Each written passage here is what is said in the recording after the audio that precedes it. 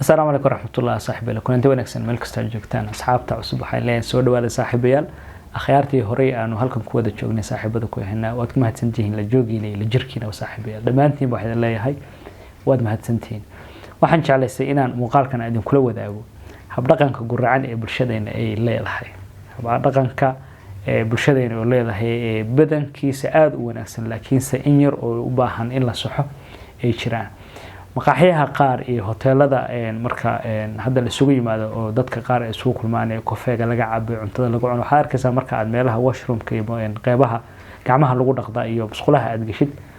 warqadaha hadda lagu dhijiyay warqadahaas waxay ka turjumayaan in loo sheegay qofka iyadoo waliba loogu qoray qaarkood English qaarkood u qoray Swahili iyo Soomaaliba in qofka la leeyahay fadlan halkan ha ku weysa qaadani inta badan waxaan aragnaa marka xiliyada salaada ay soo gaadho kala meelaha maqaaxiyaha washroomska masaajidada iyo mawlacyada hoteelada ay leeyihiin inta badan lagu weesaysto xogaa ciriirigaasi dadku waxay ka cararaan iyo dadkaas badan ee meesha isugu imanay marka waxaad arkaysaa in meelihii musqulihii iyo eriyadii gacmaha lagu dhaqanay loogu talagalay dadka inay cuntada isaga dhaqaan in dadka qaar ay ku weesaysanayaan marka meelaha waxa ku qoran waraaqo ay waliba far waaweyn lagu qoray oo ilaa fadlan ha ku weysa qaadan halkan iyo anaha amara kale oo dadka la siinay inaysan meeshaas ku sameeynin waxaan soo xasuustay marka maanta mar aan tagay hoteelada kamid ah ku yaal xaafadda Islii aan warqadaas ku arkay oo nin warqadii oo meesha ku dhagan baa qof waxa arkaysa meesha ku weysaysanay warqadii baan tusaan ku yiri saaxiib warqada meesha ku dhagan baa aragtaa wuxuu yiri waxaan dhimale wiil anaga Soomaali aan nahay waa iska sameeyeen wax mushkil ah malaha waxaan soo xasuustay marka buug uu qoray qoraa Soomaaliyeed runtii aad u qiimo badan buugan waa buug aad u qiimo badan oo inta badan ka hadlaya habdhaqanka wanaagsan ee loo baahan yahay in bulshada ay ku dhaqanto waa 10 qodob oo lama huraan u ah dad dhaqanka wanaagsan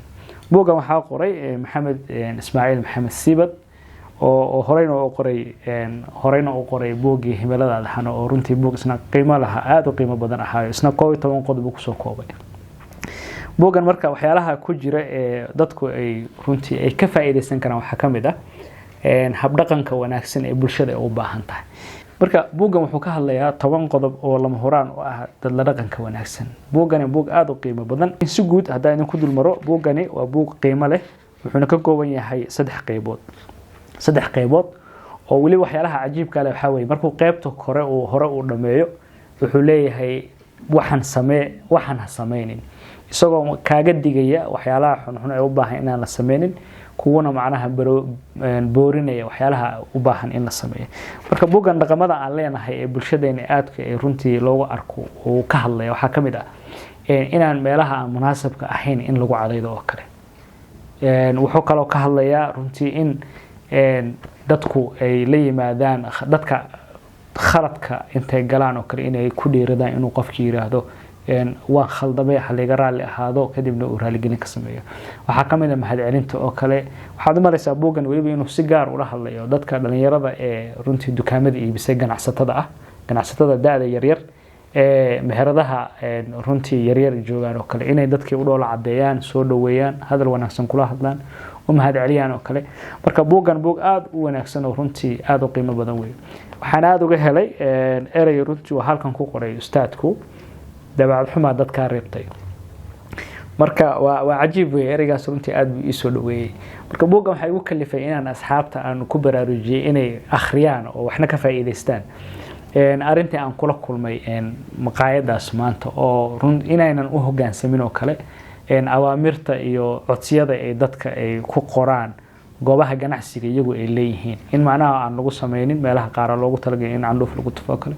ina meelaha qaar lagu cadaynayo kale waxa arkayna marka qaar in masaajid dhexdiisa oo saf lagu jiro in qofku ku dhex cadaynayo oo waxaan ku raahday iyadoo runtii dadka qaar aysan jeclaysanaynin arintaas marka muhiim baan u arkay inaan akhyaarta badankooda aan ku baraarujiyo buug aad u qiimo badan way runtii ustaadka buug kalena uu qoray waxaan jeclaysanayaa inaan mar aan intaan ogolaashiyo aan ka soo qaato kadibna aan buugga gudihiisa bal xuna idinka taabta aad baad u mahadsantihiin awaamirta iyo codsiyada meelaha lagu soo qoray in la tixgeliyo oo runtii loo hoggaansamo arin aad muhiim u ah bulshadeena weeye mar kastana inaan isku baraarujino waxyaalaha wanaagsan habdhaqanka wanaagsan ee bulshadeena waxtarka u leh dhaqanka kiisa wanaagsan inaan qaadano waa arin aad u wanaagsan weey nabiga sallallahu alayhi wasallam uu booriyay in wax wanaagsan aan kala qaadano aan ku kala faa'iideysano wixii wanaagsan inaan ka tagno marka waa arin runtii amar ah weey nabiga sallallahu alayhi wasallam uu nasiiyay quraanka ilaahay uu noogu sheegay subhanahu wa ta'ala marka arimaha noocaas ah aad loogu baraarugo akhyaarta laftooda meelahaas iyo dhaqanka khaldan ku sameeyo oo kale laftooda in loogu nasteexo liiraad arintan xoogaa ma wanaagsana maamulka waxaan ku soo qoray xoogaa ما كير دا أرنتاسو كله أنتاسو نيمسو كوي أدبر ما سنتين السلام عليكم ورحمة الله وبركاته بوجانا هلا آخر